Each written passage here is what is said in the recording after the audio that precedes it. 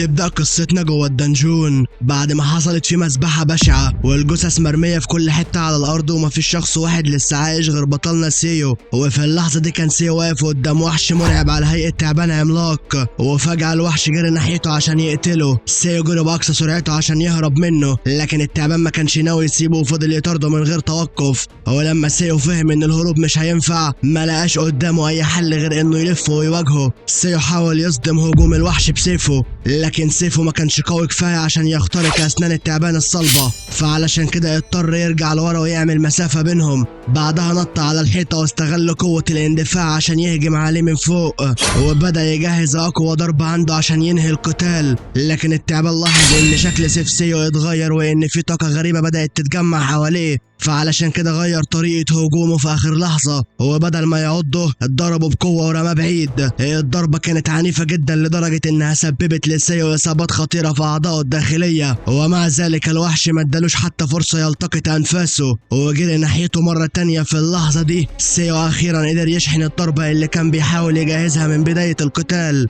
وبدأ سيفه يلمع بقوة بين إيديه. سيو صرخ في التعبان وقال له إنه كفاية كده ولازم يهدى بقى، وبعدها جري ناحيته وغرس سيفه بكل قوته في راسه. طاقة هائلة خرجت من جسم سيو وانتشرت في كل اتجاه، لكنه اكتشف ان الوحش اقوى بكتير مما كان متخيل. سيف سيو اتكسر وفضل جسمه معلق في الهواء من غير اي وسيلة يحمي بيها نفسه. التعبان فتح بقه وعض رجل سيو، والسيو حاول بكل قوته يغرز الجزء اللي مكسور من السيف في عين الوحش، لكن التعبان ما كانش بيتوقف مهما عمل. الوحش عض الجزء السفلي من جسم سيو وبعدها خبطه بعنف في الحيطة. سيو صرخ من شدة الألم لأنه كان حاسس إن جسمه بيتقطع، وما كانش قادر يصدق إن حياته هتنتهي بالشكل البشع ده. ومع إن حالته كانت بتسوء أكتر كل ثانية، سيو بدأ يلوم شخص اسمه كوان على كل اللي حصل. وبنرجع شوية للماضي وبنشوف كوان وهو بيقول لسيو إن المهمة دي لازم تنجح مهما كان التمن، وفي المقابل وعده إن لو نفذها بنجاح هيديله المكافأة اللي يستحقها. وبنرجع تاني للحاضر، وسيو كان خلاص حالته ميؤوس منها بعد ما التعبان قطع جسمه، وكل اللي قدر يعمله انه يضحك ويقول ان ده مستحيل تكون دي النهاية. لكن التعبان ما اهتمش بكلامه اصلا وبدأ يقرب منه عشان يلتهم وينهي حياته. وفجأة سيو سمع صوت غريب، وفي اللحظة الزمن كله وقف تماما. الصوت كان باين عليه متضايق، وقال لسيو انه مزعج وصوته عالي قوي. سيو ما كانش فاهم ايه اللي حصل لانه من لحظة واحدة كان متأكد ان التعبان هيقتله. صاحبة الصوت اتفاجئت لما اكتشفت ان سيو يقدر يسمعها، لكن سيو قال لها انها مش اول قطعة اثرية نطق يقابلها في حياته. هو ما كانش عارف ايه بالظبط ولا بيتكلم مع مين، لكنه طلب منها انها تتخلص من التعبان وتخرجه من المكان ده. الصوت ضحك عليه وسأله اذا كان فعلا فاكر انه يقدر ينجو هو بالحالة دي. سيو بص لجسمه الممزق، والصوت وضح له ان جسمه اتقسم فعلا لنصين، وانه محظوظ اصلا انه لسه حي لحد اللحظه دي. وبعدها سالته اذا كان لسه قادر يحس بالالم ولا جسمه ما بقاش قادر يحس باي حاجه. سيو بدا يرتعش وما كانش قادر يصدق المنظر اللي شايفه، لكن الصوت قال له انه حتى لو تخلص من التعبان فسيو مش هيقدر يمشي ويخرج من الدنجون. هو اصلا متعلق بالحياه بمعجزه وما فضلهوش غير وقت قليل جدا قبل ما يموت. وسيو بدا يكح دم، والصوت قال له ان دي نهايته، والاسوأ انها نهايه بائسه ومهينه. وبعدها قالت له انه كان شخص موهوب جدا لكنه اتولد في الزمن الغلط، وفضل طول حياته يعاني من غير ما ياخد فرصته الحقيقيه، ودلوقتي هيموت من غير ما يستخدم حتى الحيل والقدرات الصغيره اللي عنده. سيو اتعصب وقال لها انها ما تعرفش عنه اي حاجه وانها قاعده تتكلم وخلاص، وقال لها انه ما عاش بالطريقه دي بمزاجه لكنه كان مجبر يعمل كل ده بسبب كوان. وبعدها صرخ وقال انه مهما حصل ومهما كان الثمن لازم ينتقم من كوان. صرخة سيو دوت في المكان كله، وصاحبة الصوت لقت ان اصراره مسلي ومثير للاهتمام، واعترفت ان فعلا هيبقى شيء مؤسف لو شخص موهوب زيه مات هنا بكل السهولة دي. وفجأة نور قوي ملا الدنجون بالكامل، وسيو اتصدم لما شاف غراب ظهر قدامه. الصوت كان خارج من الغراب، والغراب قال له انه هيديله فرصة جديدة وامره انه يرجع ويستولى على عرش الملك الحقيقي. بعدها خرج نور شديد من جسم الغراب وغطى سيو بالكامل. سيو حس بألم رهيب، لكن المرة دي الألم ما كانش بسبب ان جسمه بيتقطع، وانما لان النور كان بيعالج جسمه ويعيد تكوينه من جديد. وبعد لحظات سيو بدأ يسأل نفسه الغراب الغبي ده كان بيتكلم عن ايه. هو قال حاجة عن أسطورة وعن عرش، لكن سيو ما كانش فاهم المقصود بالكلام ده، ومن القوة اللي حس بيها قدر يخمن ان الغراب ده على الأقل قطعة أثرية بدرجة بطل، وممكن كمان يكون قطعة أثرية بدرجة أسطورة. سيو فضل يحاول يقيس قوته ويفهم حقيقته، لكنه فجأة افتكر ان حياته كانت على وشك الانتهاء من ثواني، ولما بص لجسمه اتصدم اكتر لانه اكتشف ان رجليه رجعوا ناموا من جديد وانه لسه حي فعلا. سيو رفع راسه وبص حواليه، لكنه لقى ان كل الناس واقفين وبيبصوا له باستغراب. واحده ست متعصبه قالت ان سيو شكله اتجنن وطلبت من الشرطه يعملوا له اي حاجه. سيو ما كانش فاهم ايه اللي بيحصل، لكنه اكتشف انه لسبب مجهول قاعد جوه اسم شرطه. واحد من الضباط كان بيحقق معاه وساله عن اسمه وهويته، لكن سيو كان لسه مش قادر يستوعب، وبدا يسال نفسه اذا كان الغراب هو السبب في نقله للمكان ده. في البدايه افتكر ان كل اللي شافه في الدنجون كان مجرد حلم او هلوسه، والضابط فضل يحاول يكمل التحقيق،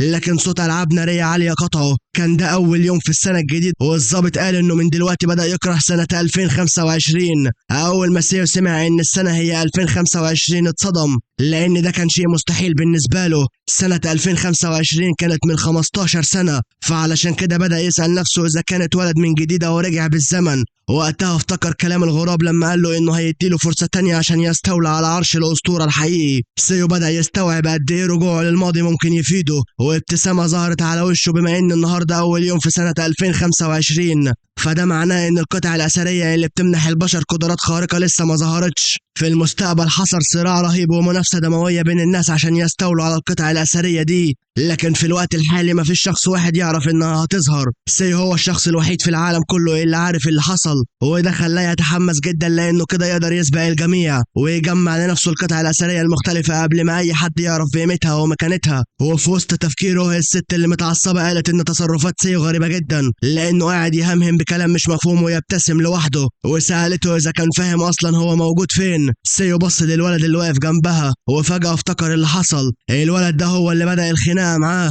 وسيو كل اللي عمله انه زقه، لكن الولد وقع على الارض زي شوال البطاطس وكانه كان مستني سيو يلمسه عشان يعمل نفسه ضحيه. الست قالت ان سيو ضرب ابنها وان ابنها لسه طالب في ثالثه ثانوي. الحادثه دي كانت حصلت في ماضي سيو من 15 سنه، فعشان كده حاول يفتكر هو خرج منها ازاي اول مره. سيو افتكر انهم وقتها طلبوا منه مبلغ تعويض خرافي، واضطر ينزل على ركبته يترجاهم يقللوا المبلغ، خصوصا انه في الفتره دي ما كانش معاه اي فلوس خالص. الست فضلت تصرخ في وشه وبعدها حاولت تمد ايدها وتضربه، لكن حواس سيو القتالية اشتغلت بشكل تلقائي ومسك ايدها قبل ما تلمسه. كل اللي في الاسم اتصدموا من سرعة ردة فعله، وحتى سيو نفسه ما كانش مصدق انه اتحرك بالسرعة دي. سيو قال للست انها تهدى وتبطل تمثيل، لان ابنها هو اللي بدأ الخناقة، وكمان مبلغ التعويض اللي طلبوه مبالغ فيه بشكل جنوني. وبعدها قال ان الناس دايما بتقول ان الاغنياء هم اسوأ نوع من البشر، وانها بتثبت ان الكلام ده حقيقي. ابنها اتعصب وجري ناحية سيو عشان يضربه، لكن سيو مسكه وقلبه في الهواء ورماه على الارض بسهولة ودمره في لحظة. بعدها سيو لاحظ ان جسمه بقى اخف واسرع بكتير، وبدا يسال نفسه اذا كان السبب ان المرض اللي سببته له القطع الاثريه في المستقبل لسه ما صابهوش. المرض ده كان حاجه حصلت له في حياته السابقه، لكنه ما كانش فاهم ليه تاثيره اختفى تماما. وفجاه سيو استوعب الحقيقه، هو رجع بالزمن ومعاه كل الخبرات والمهارات القتاليه اللي بناها عبر ال 15 سنه اللي فاتوا. سيو اتحمس جدا لانه ما رجعش للماضي كشخص ضعيف ومبتدئ، لكنه رجع بكل خبرته وقدرته على القتال. الولد هدده وقال له انه ارتكب غلطة كبيرة، وساعتها سيو افتكر انه لسه جوه اسم الشرطة وبسبب اللي عمله اتحط في الحجز، لكنه قال لنفسه ان كل اللي بيحصل دلوقتي ملوش اي اهمية. اول ما القطع الاثرية تظهر العالم كله هيتحول لارض فوضى ما فيهاش قانون ولا امان. سيو وضح ان في سنة 2025 حصلت زلازل ضخمة هزت الكوكب كله، وبعدها ظهرت مقابر غامضة في كل مكان في العالم، وجوه المقابر دي الناس لقوا قطع اثرية جاية من الاساطير والحكايات الشعبية والقصص المشهورة. الناس كانت دايما بتقول ان القصص ان البشر بيفتكروها وبيتنقلوها لاجيال طويله بيكون جواها قوه، وفي اللحظه دي الكلام اتحول لحقيقه. اي شخص كان بيمتلك قطعه اثريه كان بياخد منها قدره خارقه مختلفه، وعلشان كده الناس من جميع انحاء العالم بداوا يبحثوا عن القطع الاثريه عشان يحصلوا على قدرات خاصه بيهم. ومن حسن حظ سيو وقتها انه لقى القطعه الاثريه الخاصه بعالم الاثار.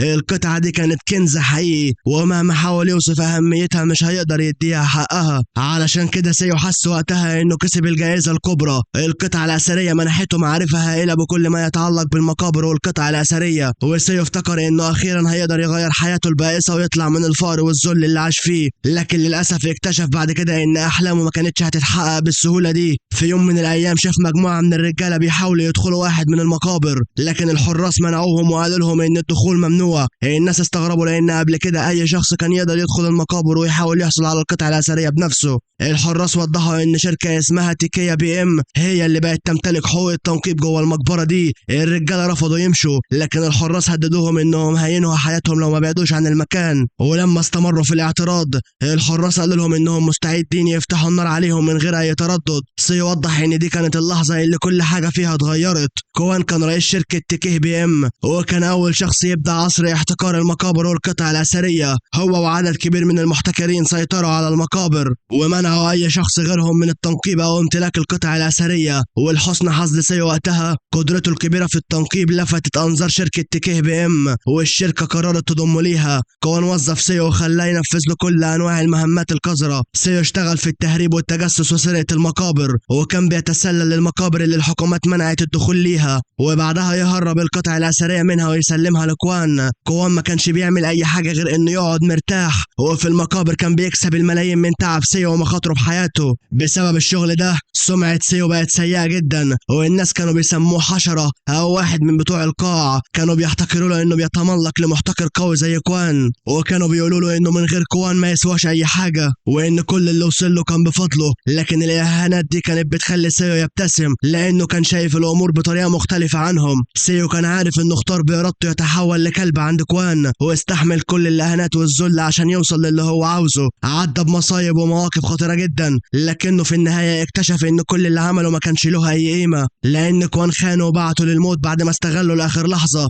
وبنرجع للحاضر وسيو يأكد لنفسه ان اول ما القطع الأثرية تظهر العالم كله هيتحول لمكان فوضوي ما فيهوش رحمة. هو سعيد ان مهاراته القتالية لسه موجودة، لكنه عارف ان القتال لوحده مش هيكون كفاية. لازم يجهز نفسه من دلوقتي عشان يبدأ التنقيب اول ما المقابر تظهر، لكنه ما كانش عارف هيجيب المعدات او الفلوس منين. وفجأة كلمات غريبة ظهرت قدامه في الهوا، وسيو ما كانش فاهم ايه اللي بيحصل. الكلمات كانت بتقول لص المقابر سيو، وبعدها ظهرت جملة تانية بتقول انه لص فاشل ما يعرفش حتى يستخدم المجرفة. سيو فهم ان مفيش حاجة تقدر تعمل كده غير قطعة أثرية، وبدأ يشك ان الغراب هو السبب. افتكر ان الغراب بيراقبه، فعشان كده صرخ وطلب منه يظهر قدامه ويبطل يستخبى. لكن بدل ما الغراب يظهر الشاشة اللي قدام سيو اتغيرت وعرضت واحدة من مهاراته. كانت دي مهارة أساسية عند مهارات لص مقابر اسمها التجسس، وقدرتها انها تخليه يكتشف ويشعر بكل حاجة موجودة في محيط متر واحد حواليه. سيو شتم الغراب وسأل نفسه اذا كانت حياته اتحولت للعبة فعلا. بعدها ظهرت شاشة تانية وقالت له انه حصل على مهمة جديدة، ولازم يوقظ الاربع مهارات المخفية جواه عشان يتحول الى لص مقابر حقيقي ومتكامل.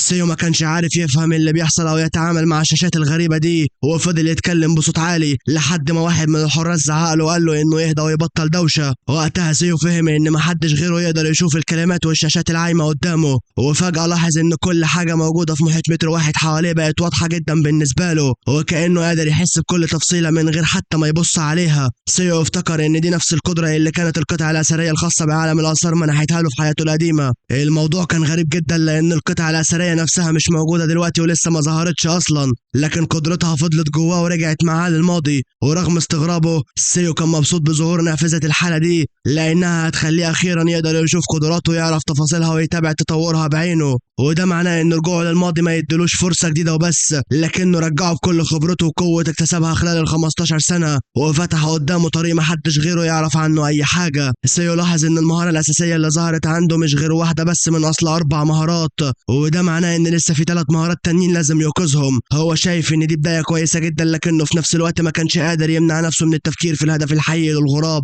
سيو عارف من خبرته القديمة ان القطع الأثرية عمرها ما ساعدت البشر من غير سبب، وعشان كده كان شاكك فيها ومش واثق في نواياها نهائي. وفي اللحظة دي وصل شخص عشان يخرج سيو من الحجز. الشخص ده كان اسمه جيان وو، وقال لسيو ان الواد اللي اتخانق معاه مش بريء زي ما امه بتحاول تظهره، وانه عمل مشاكل كتيرة قبل كده ومعروف عند الشرطة. جيان وو طمن سيو وقال له انه ما يقلقش لانه هيتولى الموضوع ويحل كل حاجة. سيو شكره، لكن شكره خلى جيان وو يضحك لان دي تقريبا اول مرة يسمع سيو بيتكلم معاه بطريقة طبيعية ومحترمة.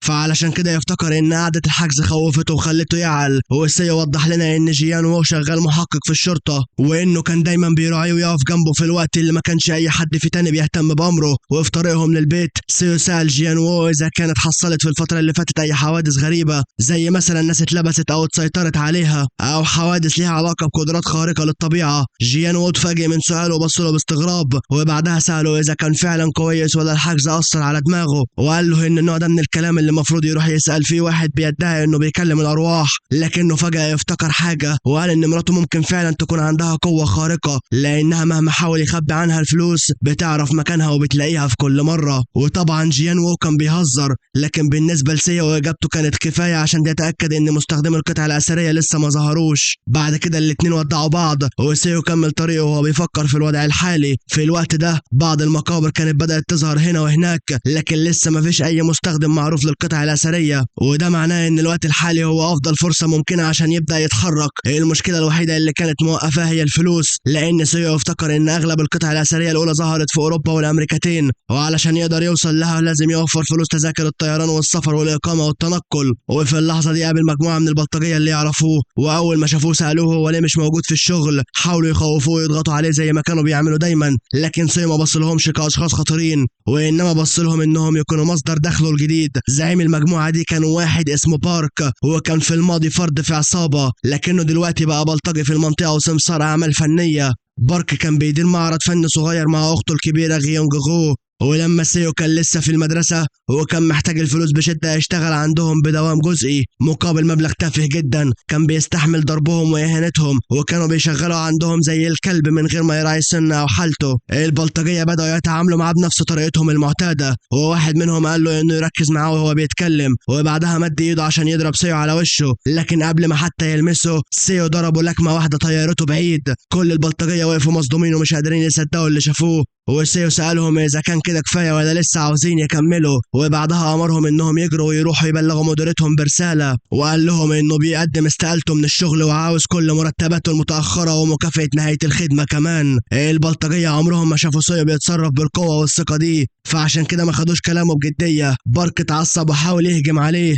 لكن سيو نزل ضرب في وشه لحد ما ملامحه اتبهدلت. سيو دمره في قتال من طرف واحد، وفي النهاية ضربه بركبته في وشه ووقعه على الأرض. باقي البلطجية كانوا واقفين في ذهول، لأنهم طول عمرهم فاكرين إن سيو ضعيف وما يعرفش يدافع حتى عن نفسه. واحد منهم قال للباقيين إنهم يبطلوا كلامه وإنهم يهجموا كلهم على سيو في نفس اللحظة. فعلا حاولوا يعملوا كده، لكن النتيجة كانت مذبحة كاملة. سيو أظهر مهاراته القتالية المرعبة وبدأ يسقطهم واحد ورا التاني بسهولة، وبعد لحظات كل البلطجية كانوا مرميين على الأرض بيتلووا ويصرخوا من الوجع، لأن مفيش جزء في جسمهم تقريبا إلا واتصاب. الجثث كانت مرمية في كل اتجاه وكأن معركة عنيفة حصلت في المكان، وواحد من البلطجية فضل يسأل نفسه إيه اللي بيحصل. سيو كان طول عمره شخص ضعيف وفاشل، بس سيو فكان عارف إن كل ده بفضل المهارات والخبرات القتالية اللي جمعها على مدار 15 سنة. لكنه فجأة لاحظ إن جسمه الحالي وهو صغير لسه ما عندوش العضلات والقوة البدنية الكافية عشان يتحمل استخدام كل المهارات دي، ولو القتال استمر أكتر من كده جسمه ممكن ينهار، فعلشان كده كان لازم ينهي الموضوع بسرعة.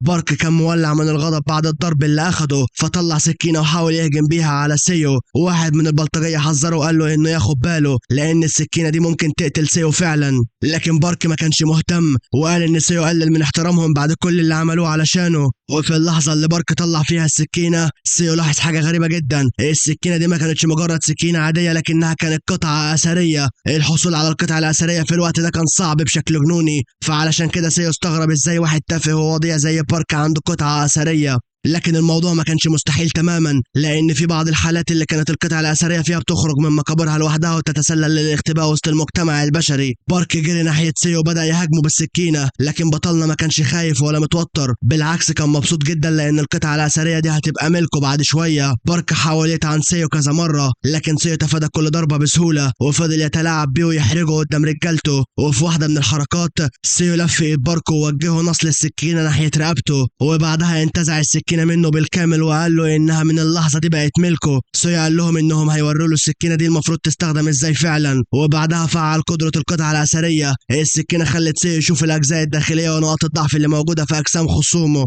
وكمان منحته قدرات إضافية. سيو تحرك بسرعة رهيبة وسط البلطجية، وبعد لحظات وقعوا كلهم على الأرض. البلطجية ما كانوش قادرين يصدقوا ان سيو طعنهم فعلا، وسيو سألهم بكل برودة إذا كانوا لسه عاوزين يكملوا. طبعا البلطجية ما قدروش يتحملوا أكتر من كده، فهربوا من المكان واتصلوا بمديرتهم. بارك حكى لأخته كيونج جو كل اللي سيو عمله فيهم، لكنها لقت صعوبة كبيرة في تصديقه لأن سيو طول عمره كان شخص ضعيف وسهل السيطرة عليه. لكن بارك أكد لها ان سيو بقى كأنه شخص مختلف تماما. كيونغ جو سألته سيو أخد منهم فلوس قد إيه، وبارك اعترف لها وهو مكسوف إن سيو أخد كل الفلوس اللي كانت موجودة في حسابه. وبعدها قال لها إن سيو أخد كمال تمثال بوظة. وأول ما كيونغ جو سمعت الكلام ده فقدت أعصابها تماما، شتمت بارك ووصفته بالغبي وأمرته إنه يرجع التمثال بأي طريقة. وفي مكان قريب كان سيو بيفحص تمثال بوظة لأنه كان حاسس إن في حاجة غريبة. بارك قال له إن التمثال ما يسواش فلوس كتير، لكن سيو كان عارف إنه بيكذب. هو سمع كيونغ جو وهي بتصرخ وبتتوتر أول ما عرفت إنه أخد التمثال، وده معناه إن مستحيل يكون مجرد قطعة خردة ملهاش قيمة. سيو استخدم مهارة التجسس اللي فتحها من شوية، والمهارة كشفت له إن في مادة مشبوهة متخبية جوه التمثال. سيو فتح الجزء السفلي منه، وفجأة وقعت منه قنينة صغيرة وغريبة. أول ما سيو شاف القنينة عرف فورا المادة اللي جواها، وقال إن دي مش حاجة الواحد ياخدها لمحل رهونات عشان يبيعها. وقتها جت في دماغه فكرة، فاتصل بصاحبه المحقق جيان وو.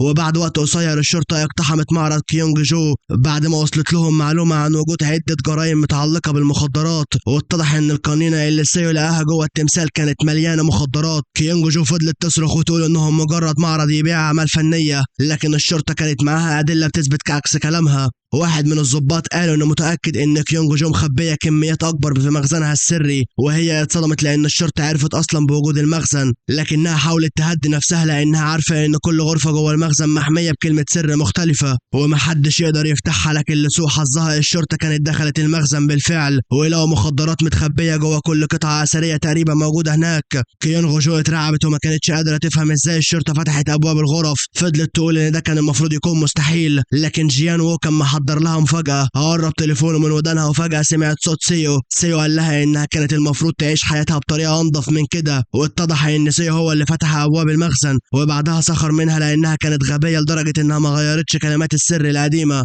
وفي النهاية قال لها تستمتع بوقتها في السجن. وبعدها الشرطة اخدتها من المكان. وبعد انتهاء العملية وصلت لسيو رسالة من جيان وو بيقول له فيها انه هياخد مكافأة قدرها 10 مليون وين مقابل مساعدته في القبض عليهم والكشف على المخدرات. سيو فرح جدا لان الفلوس دي هتكون رأس المال اللي محتاجه عشان يبدأ. قرر انه يكتفي بكده النهارده ويرتاح، لان من بكره رحله صيد المقابر والقطع الاثريه هتبدا فعلا. لكن لما وصل للمكان اللي كان موجود في بيته شاف جبل عملاق ظهر في مكان العماره اللي فيها شقته. سيو فهم على طول ان مقبره ظهرت في المكان، وبدا يسال نفسه اذا كان ده حظ حلو ولا حظ سيء. لكن فقدان بيته ما اثرش فيه تقريبا، لان بالنسبه له مقبره جديده لسه محدش دخلها اغلى بكتير من اي شقه. وقتها ظهرت واحده ست غامضه وسيو استخبى منها عشان ما تشوفوش. الست اتصلت بمديرها وقالت له ان الحكومه لسه ما تعرفش اي حاجه عن المقابر، وعلشان كده فريقهم هيفجر مدخل المقبره دي قريب. لكنها اتفاجئت لما ظهر قدامها راجل من فريق تنقيب منافس. الراجل سالها ليه متوتره بالشكل ده، وهي سالته بيعمل ايه هنا. وبعدها قال لها انه مش محتاج واحده جايه من امريكا عشان تحقق معاه وتساله عن تحركاته. وسخر منها وسالها كان ايه حال فرق التوقيت بعد رحله الطيران الطويله. الراجل ده كان اسمه روي، والست اللي اسمها ليندا وصفته باللص. كان واضح جدا ان الاتنين بيكرهوا بعض ومش طايقين وجود بعض في نفس المكان. روي قال لها انهم هما الاتنين عارفين كويس جايين هنا يدوروا على ايه،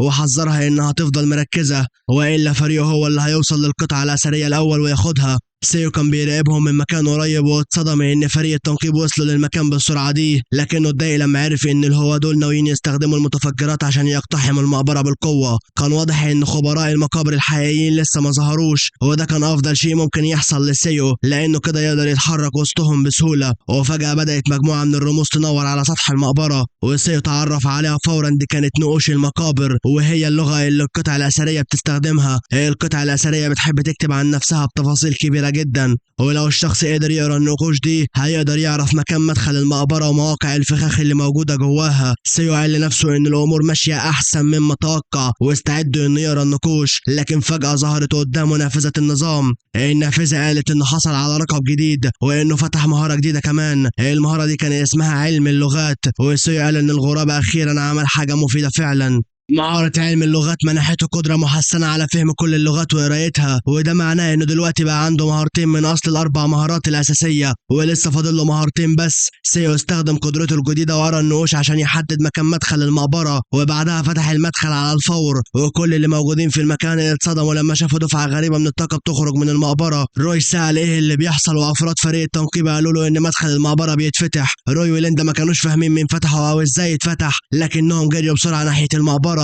ومن غير لحظة تردد نطوا هم وفريقهم جوه المدخل. في الوقت ده كان سيو سبقهم ودخل المقبرة وبدأ يستكشف الممرات اللي موجودة جواها لحد ما وصل للمكان اللي كان بيدور عليه. قدامه كان في بركة مية، فسيو رمى الخنجر جواها، وفجأة المقبرة كلها بدأت تهتز. صوت ضخم أعلن إن عنده زائر، وبعدها ظهر تعبان عملاق من البركة. التعبان تساءل من الشخص المسكين اللي وقعت منه ثروته الغالية في البركة بتاعته. سيو نادى عليه وطلب منه يقرب، والتعبان قال انه كان مهملا فعلا عشان يخلي كنزه يقع منه. وبعدها فتح التعبان بقه واظهر خنجر من الذهب وخنجر من الفضة، لكن ولا واحد فيهم كان خنجر سيو الحقيقي. التعبان قال ان الخنجرين دول وقعوا في البركة، وسأل سيو انهي واحد فيهم ملكه. سيو فهم على طول ان ده اختبار، لان الحكاية دي مشهورة جدا في كل انحاء العالم، وهو عارف ان اي شخص سمع القصة يقدر ينجح في الاختبار بسهولة، وكل اللي عليه يعمله انه يكون صادق. فعلشان كده قال للتعبان ان ولا الخنجر الذهبي ولا الخنجر الفضي ملكه. التعبان قال له انه شخص صادق، وبعدها اظهر له الخنجر الحقيقي وسأله اذا كان ده الخنجر بتاعه، وطبعا كان هو فعلا. سيو بدأ يفكر ان كل حاجة بتحصل بنفس ترتيب القصص المشهورة بالظبط. لو قال دلوقتي ان الخنجر ملكه، المفروض التعبان يكافئه ويديله خنجره الحقيقي ومعاه الخنجر الذهبي والخنجر الفضي، وفوق كل ده المقبرة نفسها هتعتبر انه نجح في الاختبار وهيتم فتحها بالكامل. لكن لسبب غريب سيو ما قالش نعم على طول، وطلب من التعبان انه يسمح له يقرب ويبص على الخنجر كويس. التعبان وافق،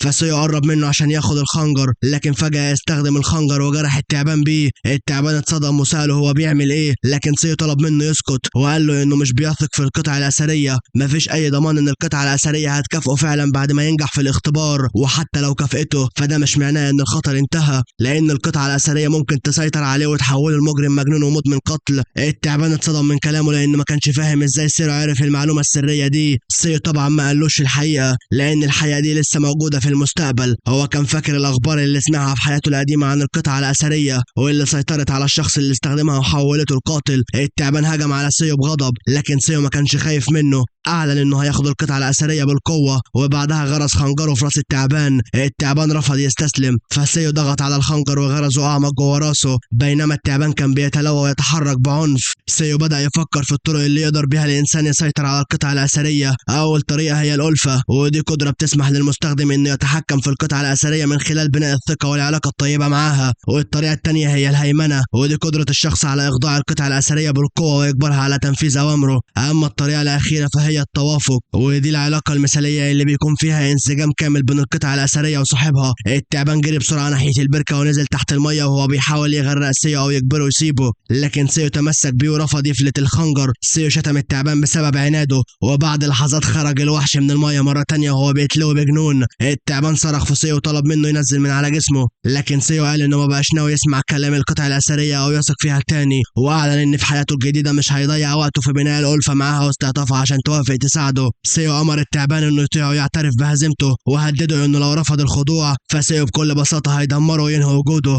لكن لا سيو كان مستعد يتراجع ولا التعبان كان ناوي يستسلم، وعلشان كده المواجهه بينهم بدات تتصاعد اكتر واكتر، وفي الاخر حياه التعبان بتنتهي، وسيو بيبص له وبيقول له ان لو كان سمع الكلام من الاول كان وفر على نفسه كل العذاب ده. بعدها جسم التعبان بيبدأ يتفتت ويتحول لطاقة، ولما الطاقة بتختفي إلى أثر الحقيقي بيظهر قدام سيو، وبيكون على شكل فأسين، وواحد ذهبي والتاني فضي. سيو يمسكهم ويبص لهم بإعجاب ويقول إن شكلهم تحفة فعلا، وكل القتال اللي خاضوا ضد التعبان بيتسبب في فتح المهارة الأساسية التالتة عنده، واللي اسمها التنقيب عن المقابر. والمهارة دي بتزود فهمه للمقابر وبتخليه يقدر يحلل طبيعتها وأسرارها بشكل أسرع. كده سيو بقى معاه 3 مهارات أساسية، ومتبقي له مهارة واحدة بس عشان يكمل الأربع 4 مهارات لكنه مش عارف هيفتحها ازاي. وفجأة بتظهر قدامه شاشة تانية وبتقول انه حصل على لقب جديد اسمه معذب الآثار، واللقب ده بيزود قدرته على فرض سيطرته على الآثار، لكنه في المقابل بيقلل درجة الألفة بينه وبينها. يعني الآثار هتخاف منه وتسمع كلامه لكنها هتكرهه أكتر. سيو أول ما بيشوف اللقب ده يتهم الغراب ويقول إن أكيد هي اللي بتتلاعب بيه وبتديله ألقاب غريبة بالشكل ده. وفي الوقت ده جيسو وفريق المنقبين بيوصلوا للمكان، وروي أول ما بيشوف البركة يقول إنها مطابقة تماما للنبوة اللي وصلت لهم.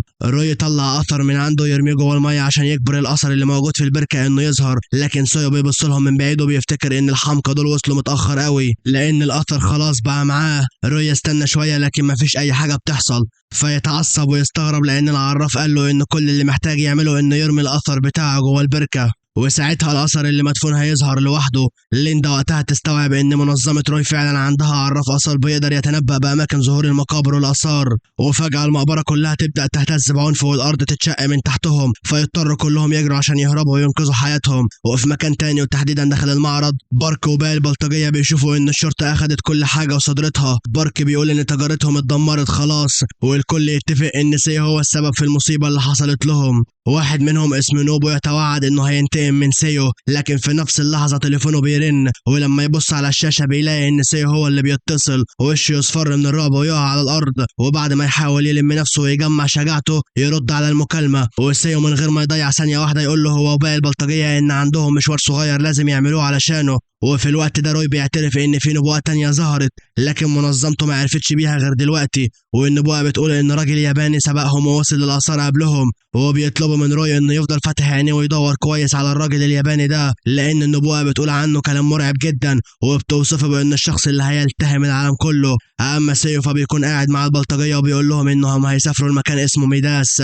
وهو ميداس ده اكبر دار لمزارات سرية في العالم كله وموجود في لاس فيجاس. سيو بيفكر انه لو قدر يدخل المكان ده ممكن يعرف شخص معين ناوي يعمل ايه، وبعدها يقول للبلطجية ان مهمتهم هناك هي انهم يدوروا على شوية حاجات وكمان يلاقوا راجل اسمه جيكي. البلطجية يقولوا له انهم ما عندهمش اي وسيلة توصلهم للمكان ده، لكن سيو يرد بكل برود ويقول ان دي مشكلتهم هم، وانه هيدفع لهم مبلغ محترم مقابل شغلهم وبالتالي مصاريف السفر ما ينفعش تكون مشكلة. وبعدها يبتسم ويقول لهم ان الاختيار في ايديهم، يا اما يروحوا بمزاجهم وينفذوا المهمة يا اما يضربهم لحد ما حياتهم تنتهي. وفي اليوم اللي بعده سيو بيكون مستعد يبدأ رحلة جديدة لصيد الآثار، لكن وهو ماشي يخبط في روي وروي يتعصب ويقول له يفتح عينه ويبص قدامه. سيو يفتكر فورا ويعرف انه نفس الشخص اللي شافه اليوم اللي فات، ووجود روي هنا يعتبر خبر ممتاز بالنسبة له لان ده معناه ان المقبرة الجديدة المفروض تظهر قريب جدا. سيو كمان يلاحظ ان روي شايل اثر معاه، والاسوأ من كده انه مش مخبي هالته اصلا، فسيو يشتمه في سر ويقول ان الراجل ده غبي لدرجه انه ما يعرفش حتى يخبي هالة الاثار اللي معاه.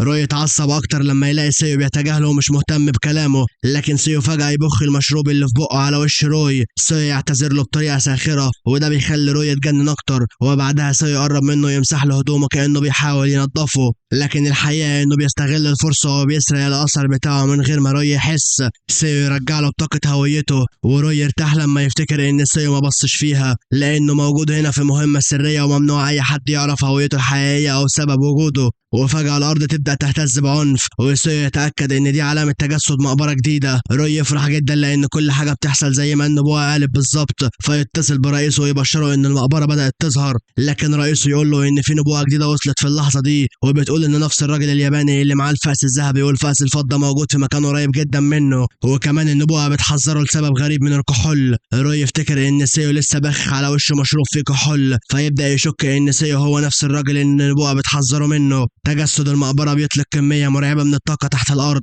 وبعد لحظات المقبرة بتظهر بالكامل. سيو بيفوق بعد ما الزلزال وقعه وخلاه يفقد وعيه ويلاقي إن في ناس كتير حواليه حصل لهم نفس اللي حصل له. السيوف طالعة من الأرض في كل اتجاه، وسيو أول ما يبص حواليه يقول إن المكان ده ما فيهوش أي حاجة تبعت على الترحيب أو الراحة. هو قادر يحس بمدى خطورة المقبرة دي، وده معناه إن الأثر اللي موجود جواها شرس ومؤذي جدا. المقبرة كلها مليانة سيوف مكسورة، وسيو يفتكر من ذكرياته عن المستقبل إن المقبرة دي بتخص أثر اسمه موراماسا. عيلة موراماسا كانت عيلة مشهورة بصناعة السيوف من زمان جدا، وسيوفهم كانت معروفة بحدتها وقوتها الاستثنائية، لكن لمدة 3 أجيال متتالية الابن الأكبر في كل جيل كانت نهايته على إيد واحد من سيوف موراماسا، وعلشان كده الناس بدأت تعتبر سيوفهم سيوف ملعونة، وقالوا إنه السبب في القضاء على العيلة كلها. سيو كمان فاكر ان المقبرة دي عدائية جدا تجاه البشر، وفجأة تظهر قدامه شاشتين للتحذير. الشاشة الأولى بتقول له ان الهالة الشريرة الخاصة بالأثر بدأت تهاجم جسمه، والشاشة التانية بتحذره إن جلده بيتعرض للتلف. سيو فجأة يحس بألم رهيب ويبص على جسمه ويشوف الضرر اللي بدأ يظهر على جلده. تأثير الأثر بدأ بالفعل، وعلشان كده لازم يخلص المقبرة دي بأسرع وقت ممكن قبل ما جسمه يتدمر بالكامل. سيو يستعد للتحرك ويقول لموراماسا انه جاي له ولازم يستناه، لكن بعد وقت طويل من البحث سيو يبقى منهك تماما ومش قادر يكمل. المقبرة ضخمة بشكل مبالغ فيه، وهو مش فاهم ليه لازم تكون بالحجم المرعب ده، وحتى الفأس الذهبي مش قادر يحدد مكان الأثر بسبب المسافة الكبيرة. سيو بيكون متأكد ان الراجل اللي قابله قبل كده غالبا عارف مكان موراماسا، ويتمنى لو كان مشي وراه من البداية بدل ما يسيبه يختفي. ولو الوضع استمر بالشكل ده روي ممكن يوصل للأثر قبله، فبيقرر انه لازم يلاقيه بسرعة. وفجأة سيو يسمع صوت صراخ، ولما يروح ناحية الصوت يلاقي بنت مسمومة وبتهاجم مجموعة من الناس. سيو يعرف فورا ان الأثر استحوذ على جسمها، والمشكلة ان اي شخص يتجرع بواحد من السيوف اللي موجودة في المكان هيتلبس هو كمان. ولو عدد الممسوسين زاد الوضع هيتحول لكارثة، وهيبقى الوصول للأثر والسيطرة عليه أصعب بكتير. وفي اللحظة دي سيو يلاحظ وجود جسر قريب، ويستوعب إن الجسر ده ما ظهرش غير بعد ما شرط معين اتحقق. والشرط المطلوب عشان الجسر يظهر هو إن حد يقدم تضحية بشرية ويرمي شخص جوه الحفرة. سيو يسأل الناس مين اللي رماهم في الحفرة، فيقولوا له إن راجل من جمهورية بنته هو اللي زقهم من فوق شوية. سيو يعرف إنهم بيتكلموا عن روي، ويستنتج إنه لسه قريب وممكن يلحقه. بعدها يطلع الحاجات اللي سرقها من روي عشان يشوف لو ممكن يستخدمها، وأول ما يبص عليها يعرف إنها أثر الأخ القمر والأخت الشمس. واحد منهم هو كعكة الأرز اللي طلبها النمر من الأم وهي راجعة لبيتها، والتاني هو الحبل اللي نزل عشان ينقذ الأخ والأخت من النمر قبل ما ياكلهم. وفجأة تظهر شاشتان جديدتان قدام سيو، الأولى بتقول له إنه حصل على لقب النشال التافه، والتانية بتقول له إن فتح المهارة الأساسية الرابعة وهي مهارة البراعة. وبكده سيو أخيرا جمع الأربع مهارات الأساسية، والمهارة الأخيرة دي مفيدة جدا لأنها بجانب مميزاتها التانية بتسمح له إنه يتعلم طريقة استخدام أي أداة وأثر غريب بسرعة كبيرة حتى لو عمره ما استخدمه قبل كده. بعدها بتظهر شاشة جديدة بتعلن إن سيو أيقظ القدرات الأساسية الأربعة كلها، وده معناه إنه بقى رسميا من غير مقابر كامل. المهمة كده انتهت والمكافأة مستنياه أول ما يخرج من المقبرة. سيو ما بيحبش يضيع وقت أكتر فينزل على طول جوه الحفرة. البنت الممسوسة تهجم عليه فورا، لكن سيو بدل ما يخاف يكون مستمتع بالقتال. يستخدم سلاحه عشان يصد هجوم ويزقها بعيد، وبعدها يستخدم الأثر الجديد ويلف الحبل حوالين جسمها. أول ما الحبل يمسكها الأثر الشرير يخرج منها والبنت ترجع لطبيعتها. سيو يسأل باقي الناس لو شافوا الراجل اللي رماهم راح فين، فيقول له واحد منهم إنه عدى الجسر ودخل جوه كهف. وفي اللحظة دي البنت تطلب من سيو إنه يفك الحبل من عليها، لكن سيو يسمع الحبل وهو بيتكلم ويقول له إنه عاوز يلعب معاها لعبة. سيو يكون زهق منه بسرعة فيأمره يرجع له فورا، والحبل يسمع الكلام ويرجع. بعدها سيو يقول للناس إنه هيطلعهم من الحفرة وينقذهم، لكن في المقابل لازم يساعدوه يلاقوا روي، ويوعدهم إن أول ما يمسكوه هيسيبهم ياخدوا حقهم منه وينتقموا على كل اللي عملوا فيهم. وفي مكان قريب روي بيعدي الجسر وهو بياخد التعليمات من الدليل اللي جاي من المستقبل، ويفرح جدا لما يوصل المكان اللي المفروض الأثر يكون موجود فيه. ينزل جوه حفرة ويبدأ يدور، ويقول إن كل اللي عليه يعمله دلوقتي هو إن يلاقي موراماسا، وساعتها مهمته هتكون انتهت. وبعد ما يحصل عليه هيرجع يدور على الشخص اللي خدعه ويعلمه الأدب، لأنه متأكد إن محدش هيقدر يقف قدامه بعد ما يمتلك قوة موراماسا. روي يعلم بثقة إن النصر بقى ملكه، لكن بعد فترة من البحث يبدأ يفقد أعصابه لأنه مش بيلاقي غير سيوف مكسورة في كل مكان، ومفيش أي أثر لموراماسا الحقيقي. وفجأة كل الناس اللي رماهم في الحفرة يظهروا وراه، وروي يتصدم وما يفهمش هم وصلوا له ازاي. قبل ما يلحق يعمل اي حاجه الناس يهجموا عليه ويرموه على الارض ويبداوا يضربوه ويركلوه بكل قوتهم. وقتها روي يسمع ضحكه سيو جايه من مكان قريب، فيفهم فورا ان كل اللي بيحصل له ده من تدبيره. سيو يطلع الفاس الذهب ويأمره انه يحدد مكان الاثر، وبما ان المسافه بقت قريبه الفاس يقدر يشتغل بكفاءه اكبر، ويدل سيو على السيف اللي موجود جواه اثر موراماسا الحقيقي. سيو يمد ايده يسحب السيف ناحيته، وفجاه الاثر يبدا يتكلم ويقول انه منبهر بقدره سيو على العثور عليه. بعدها موراماسا يقول له انه لو عاوز يحصل على قوته فلازم يغرقه في دم 10 بشر، لان دم البشر وحده هو اللي يقدر يصلح جسده المكسور ويرجعه لشكله الكامل. موراماسا يحذره انه لو رفض ينفذ الاختبار مش هيقدر يخرج من المكان ده ابدا. سيو يرد فورا ويقول ان ده بالظبط سبب كرهه للاثار، لان كل اثر فيهم لازم يطلب من الشخص اللي يلاقيه انه ينفذ اختبار سخيف او يعمل مصيبه عشان يحصل على قوته. موراماسا يأمره يبطل تضييع وقته ويبدأ يقتل البشر اللي موجودين، لكن سيو يرفض ويسأله بسخرية لو كان مستعد يجرب طعم مهارة السيطرة بتاعته. سيو يبدأ يفرض هيمنته على موراماسا والسيف يصرخ من شدة الألم والأرض كلها تبدأ تهتز بسبب القوة المرعبة اللي بتتصادم في المكان. سيو يقول للأثر إن المرة دي هو اللي هيدخل الاختبار، وبعدها يأمر موراماسا إنه يبقى سيف مطيع ويمتص كل نسخة المنتشرة داخل المقبرة. موراماسا ما يقدرش يقاوم سيطرة سيو، فيضطر يسمع كلامه ويمتص العدد الهائل من السيوف اللي موجودة في كل مكان، ومع كل سيف بيمتصه بيطلق كمية ضخمة من الطاقة. وفي النهاية سيطرة سيو بتنتصر، وروي يبقى واقف مصدوم وهو شايف سيو ماسك سيف موراماسا الجديد بعد ما اكتملت قوته. وبعدها الجميع يبدأ يخرج من الحفرة، لكن سيو يلاحظ ان روي بيحاول يهرب من غير ما حد يشوفه، فيوقفه ويقول له انه مش هيخرج معاهم. روي بيخاف ويحاول ينقذ نفسه بالكلام، ويوعد سيو انه لو سابه هيقدمه للحكومة ويرشحه عندهم ويضمن له مكانة كبيرة ومكافآت ضخمة مقابل قدراته. روي يحاول يقنع سيو ويقول له انهم بيدفعوا مبالغ ضخمة جدا لأي حد يشتغل معاهم، وفوق كل ده هم بيمتلكوا أثر النبوءة المعروف باسم دليل المستقبل. لكن سيو كان عارف الأثر ده كويس جدا، فيقول له ان دليل المستقبل ما يقدرش يستخدمه غير ملكه الحقيقي، وبالتالي حتى لو انضم ليهم مش هيستفيد منه بأي شكل. روي بسرعة يوضح له ان في شركة كبيرة تقدر تتعامل مع الموضوع ده، وان الشركة دي هتقدم له كل الدعم والفلوس والموارد اللي محتاجها. سيو فضوله يتحرك ويسأله عن اسم الشركة، فيرد روي ويقول له ان اسمها TKBM. اول ما سيو يسمع الاسم عينيه تفتح من الصدمة، لانها نفس المؤسسة اللي كان يعرفها في المستقبل، وظهورها من دلوقتي يعتبر خبر سيء جدا بالنسبة لروي. من غير ما سيو يقول اي كلمة يضرب روي بركلة قوية في بطنه توقعه على الارض، وبعدها يقرر يسيبه لوحده جوه الحفرة. روي يبدأ يصرخ ويترجى انه يرحمه وياخده معاهم،